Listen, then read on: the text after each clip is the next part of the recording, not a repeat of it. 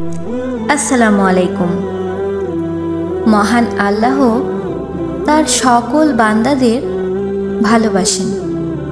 তার সকল বান্দার জন্য তিনি দয়াবান। যারা আল্লাহর বিশেষ বিশেষ বান্দা, যাদের আল্লাহ বিশেষভাবে ভালোবাসেন, তুমি কি চাও না তুমিও তাদের মধ্যে একজন হও? আল্লাহ তার বিশেষ বান্দাদের প্রতি বিশেষভাবে কেন দয়াবান জানো?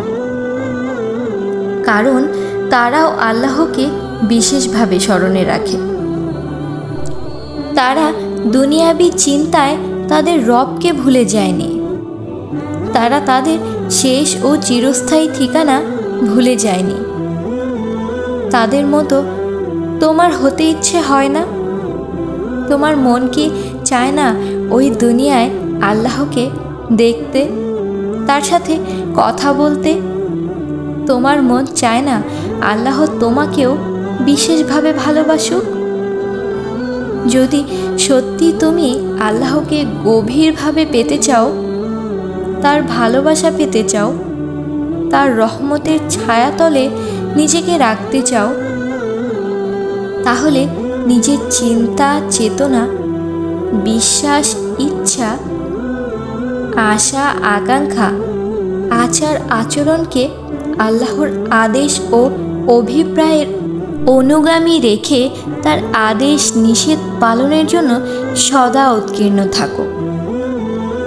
নম্রভাবে চলাফেরা করো, ঠিক যেমন আল্লাহ পছন্দ করেন। চলন বলন, আচার আচরণে মধ্যপন্থা অবলম্বন করো। কারো সাথে কিছু বলার আগে সচেতন থাকো। কেউ সালাম দিলে তার উত্তর দাও। কারো মনে আঘাত লাগতে পারে, সে মনে গভীরভাবে কষ্ট পেতে পারে এমন কথা বলা পরিহার করো। রাতের পর রাত জেগে আল্লাহর ইবাদত করো। আল্লাহর স্মরণে রাত্রি যাপন করো। আল্লাহকে ভয় করো। তোমার রিজিকের জন্য তার কাছে শুকরিয়া আদায় করো। তোমার কাছে যা কিছু আছে সব কিছুর জন্য আল্লাহর কাছে শুকরিয়া আদায় করো। তার কাছে সাহায্য প্রার্থনা করো। কৃপণতা আর অপব্যয় করো না। আল্লাহ ছাড়া অন্য কোনো ইলাহ আছে এমন শিরক থেকে বেঁচে থাকো।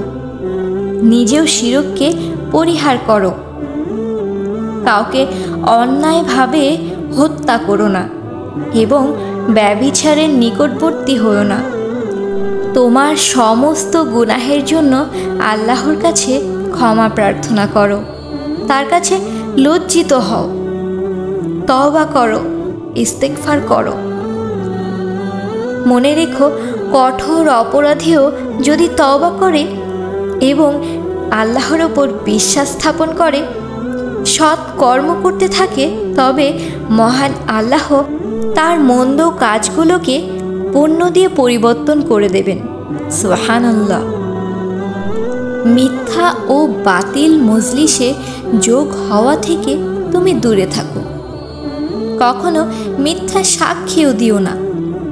যদি কেউ মিথ্যা ও বাতিল মজলিসের নিকটবর্তী হয়ে পড়ে, তবে গাম্ভীর্য ও ভদ্রতা সহকারে পরিহার করে চলে আসো।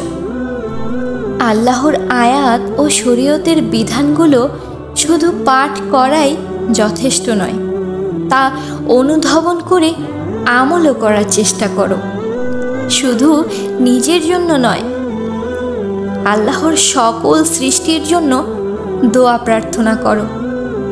আমাদের ছেড়ে এই পৃথিবীর মায়া ত্যাগ করে যারা আমাদের আগেই তাদের ঠিকানায় চলে গেছেন, হতেও তো পারে তাদের জন্য দোয়া করার, তাদের মাগফিরাত কামনা করার জন্য কেউ নেই। তুমি সেই কবরবাসীর জন্য তোমার চোখের পানি ছেড়ে দিয়ে দোয়া করো। আর নিজেকেও স্মরণ করাও, তুমিও একদিন তাদের মতোই চলে যাবে। তুমিও সেখানেই যাবে যেখানে এখন তারা শুয়ে আছে। তোমার ঠিকানাও সেটাই। বিশ্বাস করো, আল্লাহর পথে থেকে তুমি যে শান্তি অনুভব করবে, সেই শান্তি তুমি দুনিয়ার কোথাও পাবে না। কোটি টাকা দিয়েও তুমি সেই শান্তি খুঁজে পাবে না।